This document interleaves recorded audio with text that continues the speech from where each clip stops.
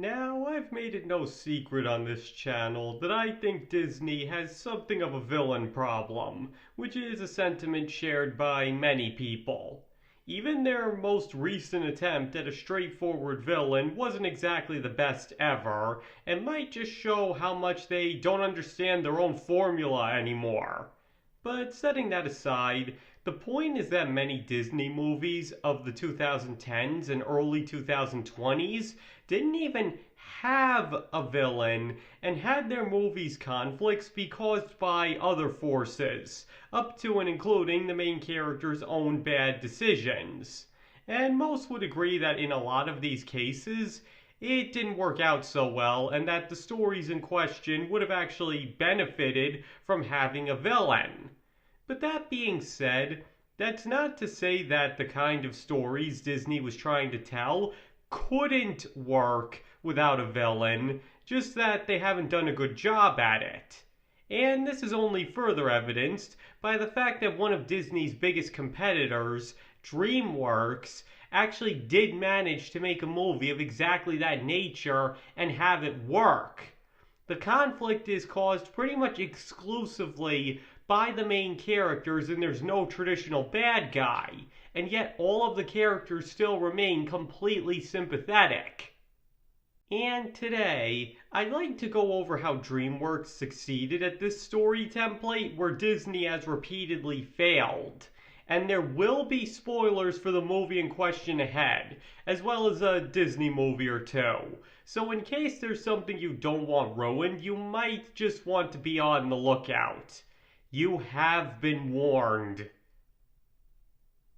Okay, so to cut right to the chase, the DreamWorks movie in question that managed to make Disney's no villain template work better than any Disney movie that tried it is actually Madagascar.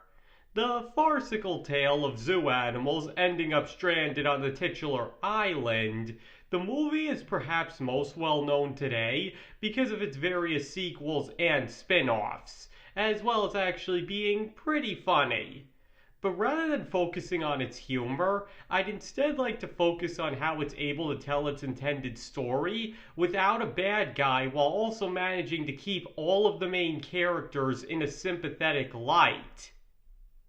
Now, before one of you guys say it, yes, the movie technically does have a villain in the Fusa, but the thing is, they're not traditional bad guys. Because for one thing, they don't really factor into the plot beyond serving as a motivation for King Julian to try and befriend Alex, as well as allow the movie to have a climax.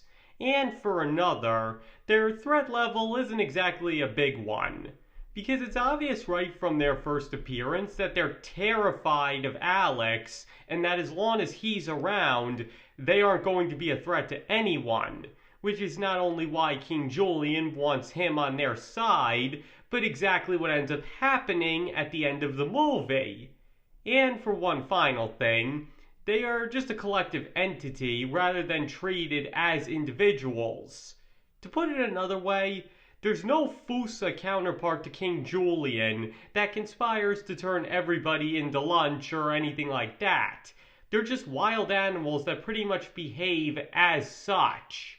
Simply put, the Fusa work very well as a looming threat at points, but they are by no means traditional villains. They have no individuality, don't factor into the plot too much, aren't that great of a threat in the grand scheme of things, and most importantly, are never the main source of conflict.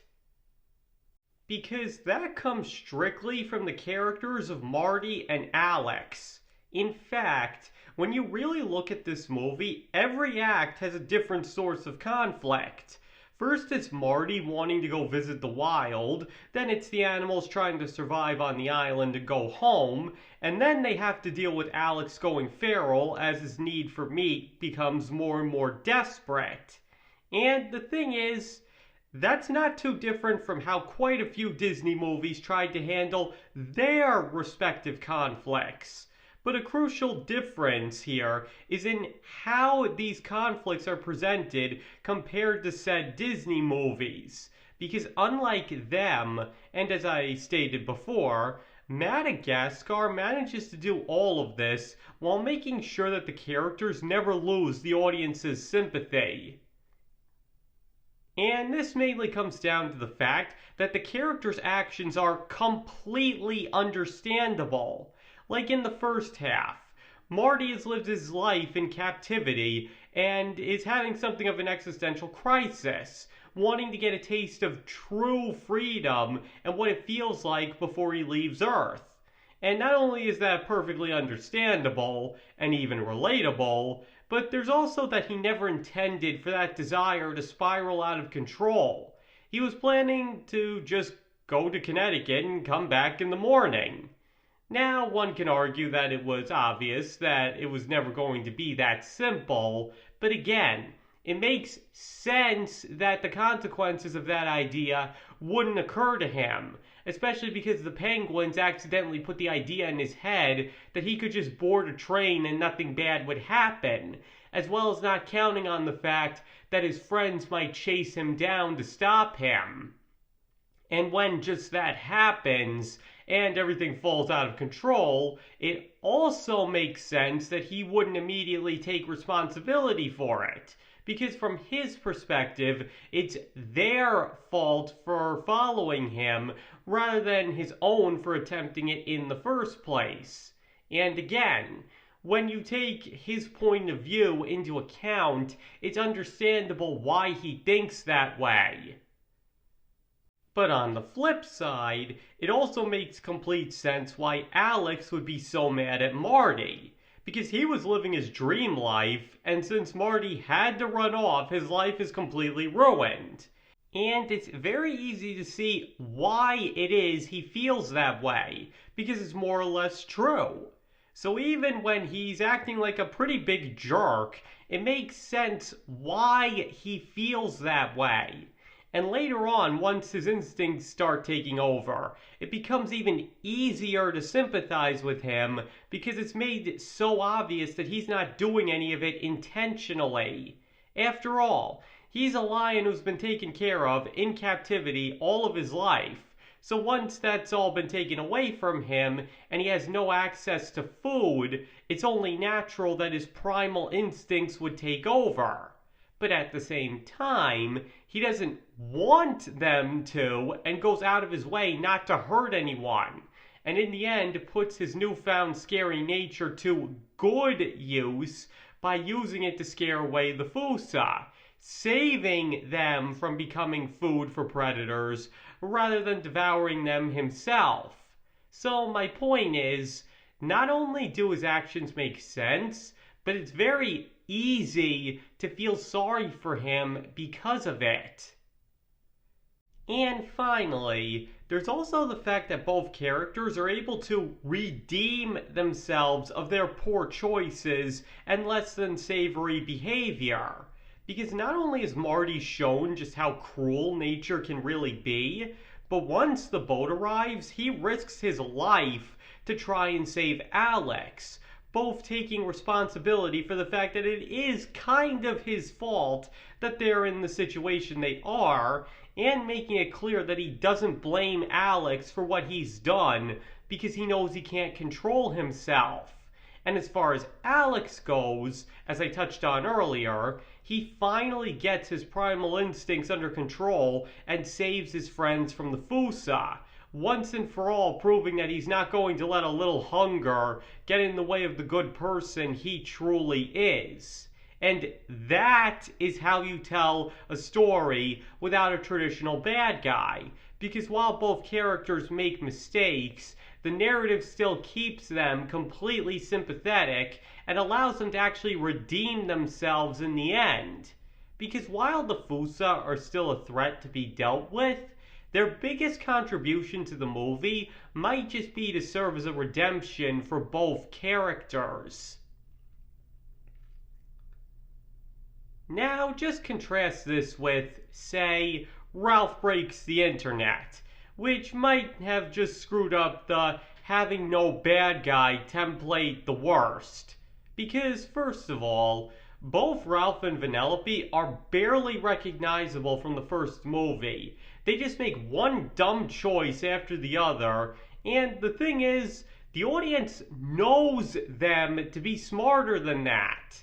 But even beyond that, they both act like selfish jerks, but only Ralph is ever called out on it, while Vanellope is treated as in the right despite doing pretty much the exact same thing Ralph did. Then Ralph goes and makes the stupidest choice of the entire movie by implanting a virus in a video game, which he knows could have horrible consequences, and yet still does it anyway. And finally, he redeems himself by confronting the literal embodiment of his own insecurity, which was something that he never even had an issue with until the start of this movie. My point is, Ralph Breaks the Internet has so many narrative problems that having a true villain would have solved that it isn't even funny, especially because the writers don't accommodate for the fact that there are no deliberately unsympathetic characters.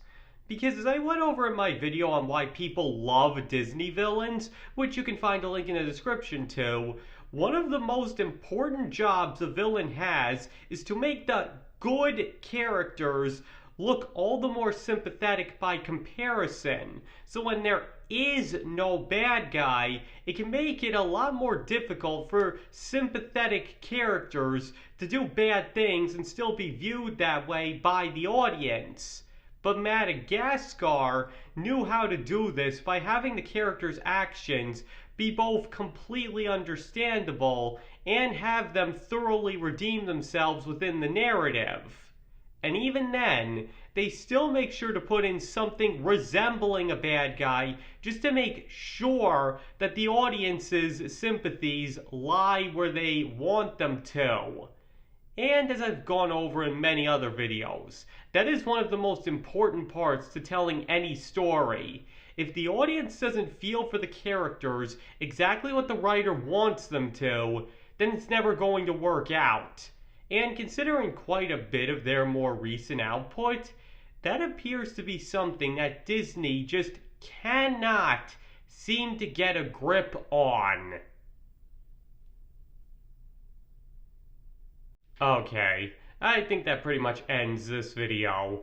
So now I'd like to hear what you guys think. Do you believe that Madagascar did a much better job than Disney of telling a story without a traditional villain? Or do you believe Disney has done it way better and that I don't know what I'm talking about? Please feel free to let me know in the comments below. And please remember that you do not have to agree with any opinions expressed in this video. You can feel any way you want to about both Madagascar and Disney, and if you think I've got it all completely backwards, that's absolutely fine. And thank you all for watching. It is all greatly appreciated, and I hope to see you all next time.